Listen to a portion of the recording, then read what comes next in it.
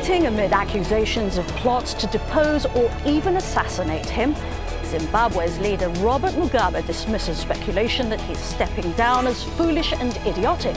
But after 34 years in power, can he resist growing calls for change? This is Inside Story.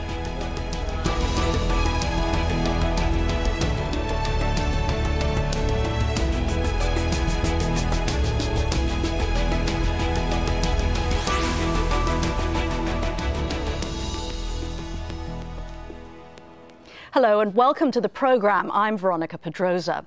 So Zimbabwe's ruling party, the Zanu-PF, is holding a leadership congress which is expected to endorse the long-time President Robert Mugabe as party chief.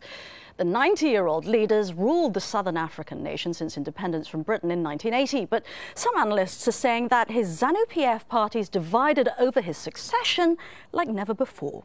Mugabe's deputy and one-time heir apparent's been accused of plotting to kill him, while Mugabe's wife has made no secret of her ambition to clinch the top job. To our discussion in a moment after we hear from Al Jazeera's Haru Mutasa in Harare. Opposition member Job Sekala is accused of planning to remove the president of Zimbabwe from office, an allegation he denies. I was accused of having gone to Swaziland to meet a German national to acquire military hardware for me and others to wage a military incursion against Robert Mugabe's government. The alleged plot to oust Mugabe as leader of the Zanu-PF party and head of state has also implicated his second-in-command, Vice President JOICE MUJURU. Mugabe's wife, Grace, says MUJURU planned to kill her husband. She wants her to resign. MUJURU denies the allegations, but it's clear the president and his deputy are no longer close. It's the first time President Mugabe has publicly attacked Vice President JOICE MUJURU. He's telling party supporters he thinks MUJURU is simplistic and he's convinced she wants his job. Zanu-PF supporters sing, "MUJURU will beat you up if you mess with Zanu-PF." To them, Mugabe is a hero. He seized commercial farms from whites and gave them to landless black Zimbabweans. They say they will challenge anyone who criticizes him about alleged human rights abuses. They also say their leader is not trying to hang on to power. He's not a dictator because the president did not impose himself to be our president. We elected him. We gave him the mandate to lead us. Mugabe's party changed the constitution. It allows him to appoint his deputies. That effectively gives him absolute control in deciding who can one day take over from him. So what kind of Zanu-PF will emerge after the Congress? Zanu-PF is going to be a much more subdued, much more controlled party, and much more a party that toes the line than seeks diversity of opinion and ambition.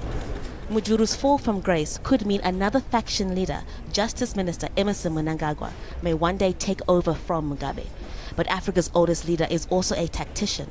Nothing is ever straightforward with politics in Zimbabwe. Some political analysts say all this shows, for now, is that Mugabe is still firmly in charge of his party and the country. Haru Mutasa, Al Jazeera, Harare.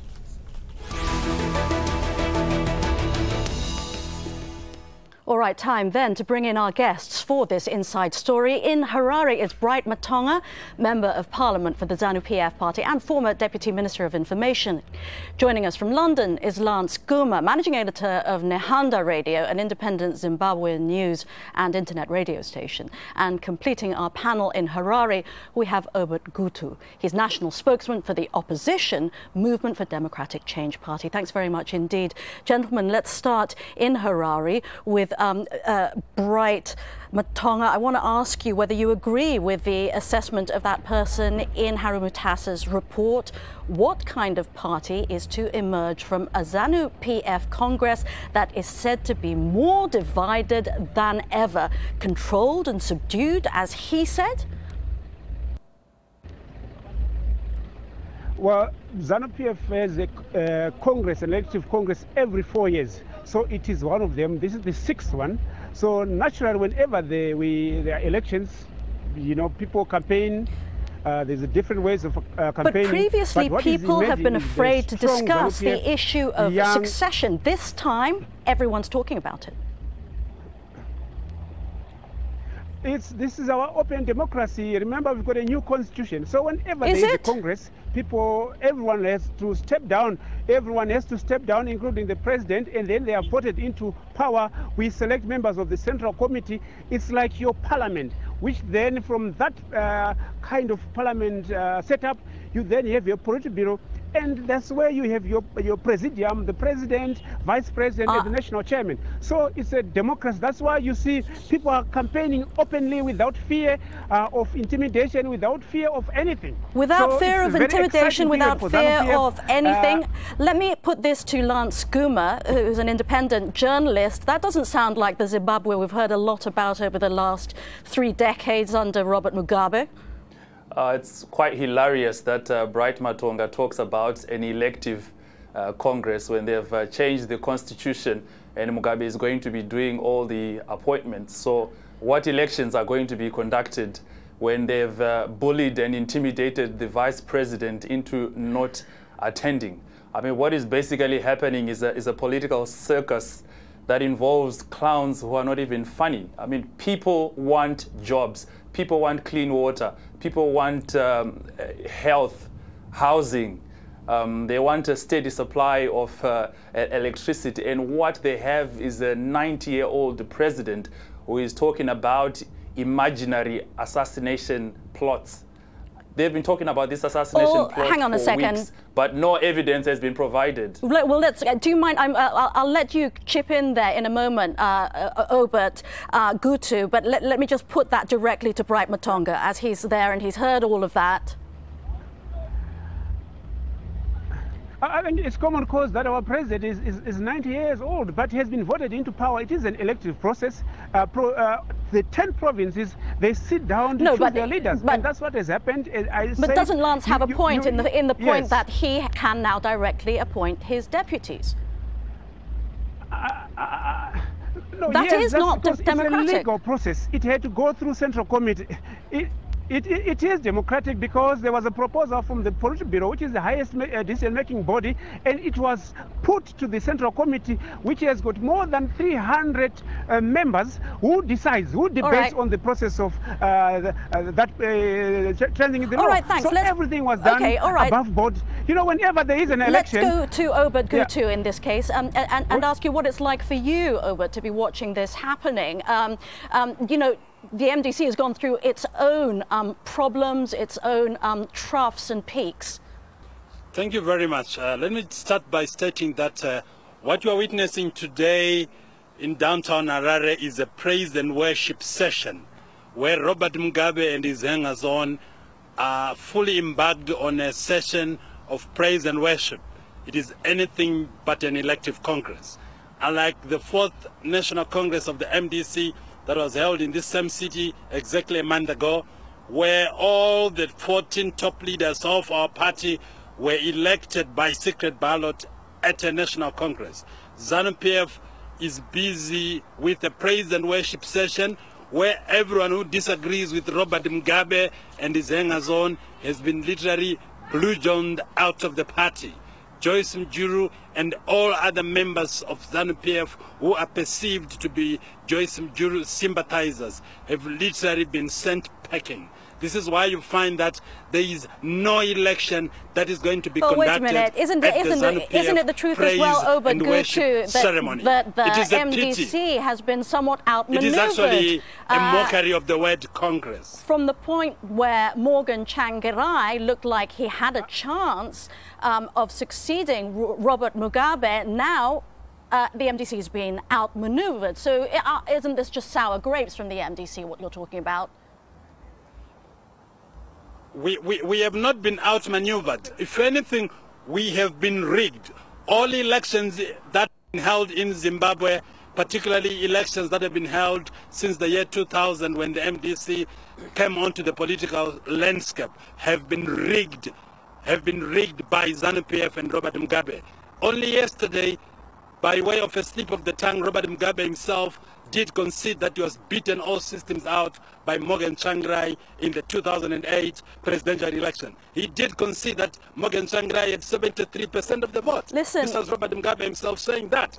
So for anyone to say that we have been outmaneuvered, then they are not fully aware of the exact situation that obtains on the ground in Zimbabwe. ZANU-PF is not a conventional political party. ZANU-PF is a mafia organization that uses everything within its power. The army, the intelligence services, the traditional leaders, everything is used in a very unconventional and Lance brutal Guma, I want to ask you to clamp down on the opposition. I understand. Lance Guma, I want to go back to you in London and ask you how you think this Congress is going to shape the post-Mugabe era. There are those who believe that nobody knows what is going to emerge out of this, that nobody knows who is going to come out of this as the heir apparent.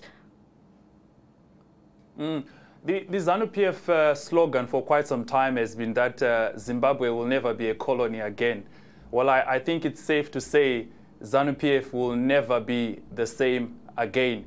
What people are failing to realize is we have a leader who is 90 years old and has been in power for 34 years. Mugabe has no intention of anointing a successor. Mugabe is only interested in succeeding himself. The only political But he may not be route wanting to anoint a successor. Maybe he just wants to pass the presidency over the dinner table. Because a lot of people are talking about the possibility of Grace Mugabe, his second wife, becoming the next President Mugabe Mark II, as it were. That is a very real possibility. But I think let's start with the president. He's only interested in moving from State House to the Hero's Acre, meaning he wants to die in office. But it is clear, if you look at what has happened right now, Mugabe started with this onslaught on the vice president. And because everybody is fond of her because she's a widow, her husband, a decorated military general, died in a suspicious fire 2 years ago. So people do sympathize with her. But what Mugabe has done is that he has avoided criticism for being averse to a woman leader. So he's basically propping up his wife as a counterbalance to his attacking of a female vice president. So there is a very real possibility that Mugabe is preparing and laying the groundwork for his own wife to take over. And this is what happens. Wouldn't that be damaging to the institution of the ZANU-PF? Can I put that to you, please, Bright Matonga? You're a member of parliament for the ZANU-PF party. What damage has it done that Joyce MUJURU has been ousted from that heir apparent position? Because she was extremely popular. She was seen as someone who would bring investment into the country, loans into the country, someone who could rejuvenate the Zimbabwean economy. This elective process was not about Joyce MUJURU. It was about the election of ZANU-PF leadership. And that is what is going to happen. It's ZANU-PF that is in charge. It's ZANU-PF that is going to lay the foundation for the future of this country. I think what you've heard from London and from Mr. Gutu is just wishful thinking. Could I just chip in there? Thank you very much. Robert Mugabe is obsessed by personal power. Yeah, please go ahead. It's all about himself. He does not want anyone in ZANU-PF, let alone in any other political party, to be at the helm of the country. He wants power as an end in itself. And the very reason why he has bludgeoned Joyce MUJURU and their supporters out of ZANU-PF is because he has been outmaneuvered structurally. He knows that he doesn't have any popular support within ZANU-PF. So what he has just done is to use brute force to ensure that Joyce MUJURU and all people who support her, who happen to be the majority of ZANU-PF, all right, let's hear from Bright Matonga. Let him chip in one more time. Let him rebut you, and then we'll come back to you, Lance, in London. Unfortunately, it looks like we have now lost contact with Bright Matonga from the ZANU-PF party because of technical difficulties. But let's go on with our discussion with Lance Guma in London. He is with an independent radio and internet station news outlet. Lance Guma, assess for us what Zimbabwean people are expecting in a post-Mugabe era? Are they looking at the institution of the ZANU-PF, which seems to be the view that Bright was putting forward before we lost contact with him, or are they looking at characters like Grace Mugabe, who's been characterized as the first shopper who might become Mrs. President? We have the former deputy who has been ousted, Joyce MUJURU, who's been called Spill Blood because of her guerrilla reputation before as a guerrilla for independence for Zimbabwe. And then we have the crocodile, Emerson Mnangagwa, who has been tipped to be the successor to Joyce MUJURU. I think after 34 years of Robert Mugabe, what Zimbabweans want is not to be taken for granted. Just today, President Mugabe was talking about stamping corruption and saying anyone accused of engaging in corruption will be dealt with no matter how high up they are. Well, the simple question is, your own wife obtained a PhD within 3 months. Why don't you deal with that first before you promise us bigger things? And I think there's a problem in that there is no separation as it stands right now between Mugabe and ZANU-PF. Mugabe is ZANU-PF and ZANU-PF is Mugabe. You've had a situation where the institution has been personalized, and indeed across the whole of Africa, that is the scenario that we have.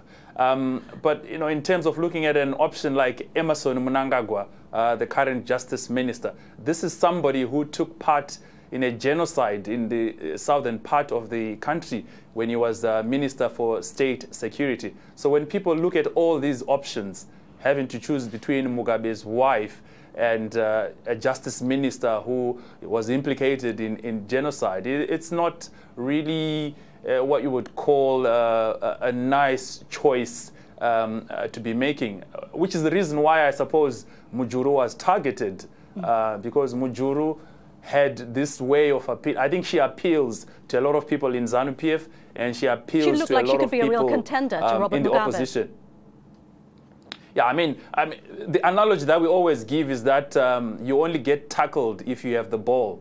So in a sense, the vice president is being tackled by Mugabe because she has the ball. She's the one running with the ball. She's the one that had shown that she had the support within the party, which is exactly why I think she has been targeted. Okay, gentlemen, happy to say that we have managed to get Bright Matonga back from the ZANU-PF Congress, but I want to put it to you, Obert Gutu of the opposition. Could I chip in briefly? Yes, of course. That's exactly what I was going to ask. We can go back to the discussion that you were having, but I know that you wanted to speak there, and I wonder if you could pick up from what Lance Gutu was talking about and the characters who are at play here.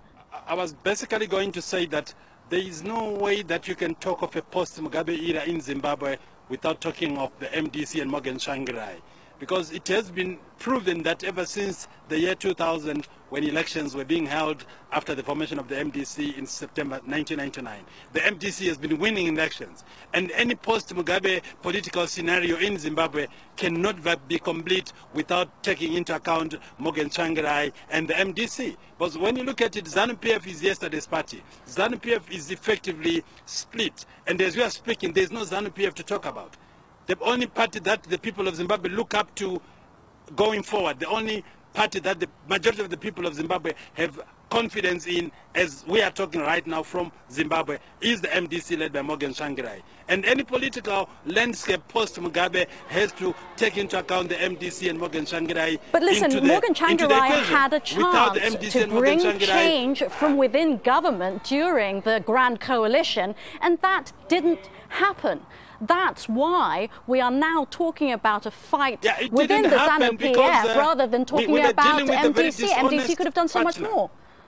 Can I chip in? We couldn't do as much as we could have done simply because we're dealing with a very dishonest and a very, very unreliable partner in government. All right. Okay. Let's now hear from. Let's now hear from. Let's hear from Bright Matonga as we've got him back. I think we're going to waste our time talking about Tsvangirai because Tsvangirai is not there anymore. We're not going to waste time talking about MDC because there are about 4 or 5 MDCs. So really what the world needs to understand is that they have to put up with ZANU-PF and President Mugabe until 2018. They have to, by Saturday, there will be a new presidium. There will be a new two deputy presidents, and there will be a national chairman. And we're going to formulate policies. We're not going to waste time talking about Sangirai. People trying to make this a JOICE MUJURU, a ZANU-PF, a split. There isn't. There's elections every time. People lose, and those that have lost elections, Lance, they let have me put that to Lance put Guma. up with the system that is there. What do you think Zimbabweans are going to respond when they hear words like that from Bright Matonga, where he's saying you're going to have to put up with ZANU-PF?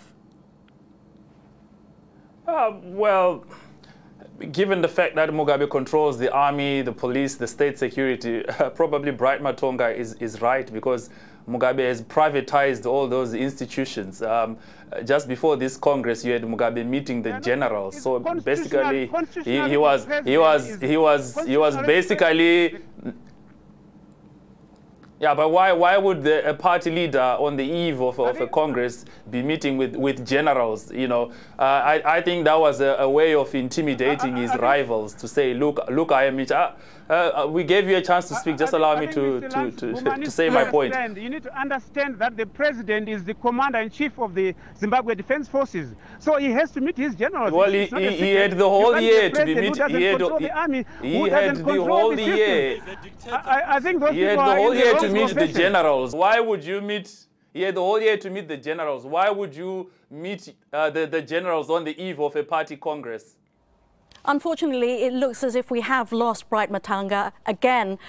But nevertheless, let us go on with our discussion. Is a moment when we're talking about post-Mugabe era in Zimbabwe, also the moment where we talk about his legacy, and we set the record straight about what Mugabe has appeared. No doubt, of course, that he was one of the great independence leaders, but in the 34 years since he's been the leader, we have seen what the African Development Bank has called structural regression, with the acceleration of deindustrialization and informalization of the economy. What would you add to that, Lance Guma? I think the Robert Mugabe story is tragic, really, because he started off very well. Advances in education, delivery of social services. He enunciated a policy of reconciliation and independence. The problem is the moment he got unpopular, when corruption and the economy taking a plunge, he resorted to violence and murder. So you have this president who has a lot that he can be proud of and a lot that he can be embarrassed about. So you can't look at one side and ignore the other. It's just an unfortunate scenario where a lot of people are puzzled as to why he needed to resort to violence and murder in the first place. And this is the problem we have. He is where he is not because people want him, but because... Right, we only have a few seconds left, so I want to go to Obert and ask him for his final words on that theme of the Mugabe legacy in the post-Mugabe era.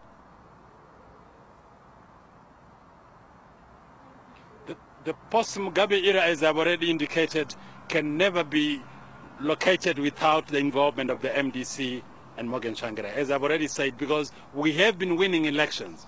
ZANU-PF is no longer there as a political party. We've already seen ZANU-PF falling apart. We've already seen ZANU-PF disintegrating literally, so to speak. So a post-Mugabe era is going to see perhaps a new party. I don't see, after this weekend, there being a ZANU-PF the way we have known ZANU-PF before. This is going to be a Mugabe-ized ZANU-PF, more of a family dynasty, and not the ZANU-PF that we have always known. So this is what I'm saying, that this is marking the end of ZANU-PF.